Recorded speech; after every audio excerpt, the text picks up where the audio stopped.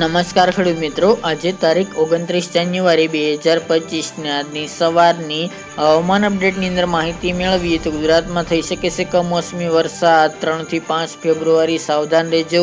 ઉત્તર ગુજરાત, સૌરાષ્ટ્ર અને દક્ષિણ મધ્ય પૂર્વમાં થઈ શકે છે કમોસમી વરસાદ. કયા જિલ્લાની અંદર વરસાદની સંભાવના છે, કેવો વરસાદ જોવા મળશે, કયા ભાગોની અંદર ગાજવીજ સાથે તોફાની વરસાદની સંભાવના છે તેની વિગતવાર અપડેટ મેળવીશું. ચેનલમાં નવા હોય તો ચેનલને સબસ્ક્રાઇબ કરી નાખજો અને વિડીયોને લાઈક આપીને શેર કરી દેજો. હાલ મિત્રો ખાસ કરીને એક વેસ્ટર્ન ડિસ્ટર્બન્સ પસાર થઈ રહ્યું છે, સાથે જ બીજી તારીખ આસપાસ એક મોટું વેસ્ટર્ન ડિસ્ટર્બન્સ આવી રહ્યું છે. બેક ટુ બેક વેસ્ટર્ન ડિસ્ટર્બન્સને કારણે ગુજરાતના હવામાનમાં પલટો આવશે. આ વેસ્ટર્ન ડિસ્ટર્બન્સનો ટ્રેપ ઠેઠ અરબી સમુદ્ર સુધી લંબાવવાનો છે. ગુજરાત ઉપર એક સાયક્લોનિક સર્ક્યુલેશન બનશે. આના કારણે ગુજરાતના હવામાનમાં પલટો આવે તેવી શક્યતા રહેલી છે. 1-2 ફેબ્રુઆરીથી ગુજરાતના મોટાભાગના ભાગોની અંદર વાદળછાયું વાતાવરણ જોવા મળી શકે છે.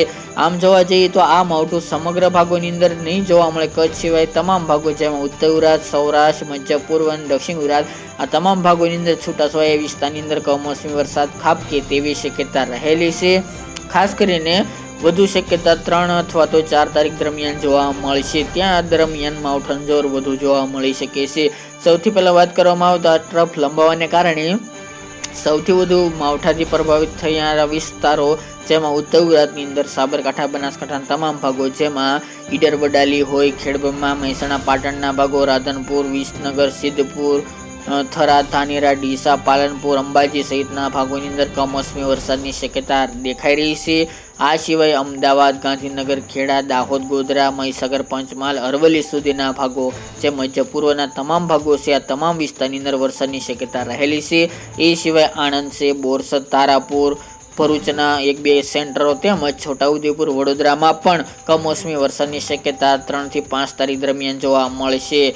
સૌરાષ્ટ્રની મિત્રો વાત કરવામાં આવે તો સૌરાષ્ટ્રના ભાવનગર, સુરેન્દ્રનગર, મોરબી, રાજકોટ, જામનગર, દ્વારકા, જૂનાગઢ, અમરેલી આ તમામ ભાગોની અંદર પણ મિત્રો વરસાદની શક્યતા રહેલી છે. જે તમે જોઈ રહ્યા છો તે મુજબ ટ્રફ લંબાશે, જેના કારણે સૌરાષ્ટ્ર, ઉત્તર ગુજરાતની અંદર વરસાદની શક્યતા વધુ જોવા મળી શકે છે. 3 અથવા તો 4 તારીખ દરમિયાન કચ્છના ભાગો રાપર, અડેસર તેમજ ગાંધીધામમાં પણ ઝાપટું પડી શકે છે. બાકી કચ્છના ભાગોની અંદર વરસાદની શક્યતા ઓછી જોવા મળી રહી છે. દક્ષિણ ગુજરાતની અંદર પણ હવામાનમાં પલટો આવશે.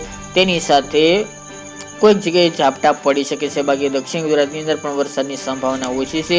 હાલ તો ગુજરાતની અંદર ઠંડીમાં ઘટાડો જોવા મળી રહ્યો છે. બપોર દરમિયાન તેમજ દિવસ દરમિયાન અત્યારે ગરમી જેવો માહોલ પણ સર્જાઈ ચૂક્યો છે. જ્યારે પવનની દિશા બદલાણી છે. હાલ તો અરબ સાગરના અને આમ જોવા જઈએ તો આરબ દેશના પવનો બદલાઈ રહ્યા છે. તેની સાથે બંગાળની ખાડીથી પણ ઉપર પવનો જઈ રહ્યા છે. આ પવનોને કારણે ગુજરાતમાં વરસાદની શક્યતા દેખાઈ રહી છે.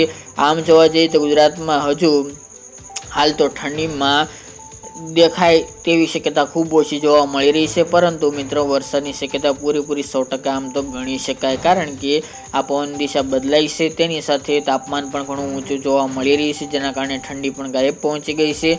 સાથે જ આગામી 1-2 તારીખથી ગુજરાતના ઘણા બધા ભાગોની અંદર વાદળો જોવા મળી શકે છે, જેના કારણે 3, 4 અને 5 તારીખ દરમિયાન કમોસમી વરસાદ થાય તેવી શક્યતા રહેલી છે. આપણે જે જિલ્લા જણાવ્યા તમામ ભાગોની અંદર વરસાદની સંભાવના છે. છૂટાછવાયા વિસ્તારની અંદર વરસાદની શક્યતા દેખાઈ રહી છે. અમુક જગ્યાએ હળવા ઝાપટા પડશે, અમુક જગ્યાએ મધ્યમ, 1-2 વિસ્તારની અંદર ભારે ઝાપટા પણ જોવા મળે તેવી સંભાવના રહેલી છે. અમુક વિસ્તારની અંદર કરા સાથે પણ વરસાદની સંભાવના દેખાઈ રહી છે.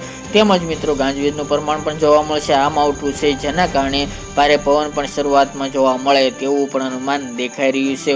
વિગતો આપતા રહીશું. સિસ્ટમમાં ફેરફાર હશે તો પણ માહિતી દેતા રહીશું. આ હતી મિત્રો આજની વહેલી સવારની અપડેટ. ફરી એક નવા વિડીયો સાથે મળીશું.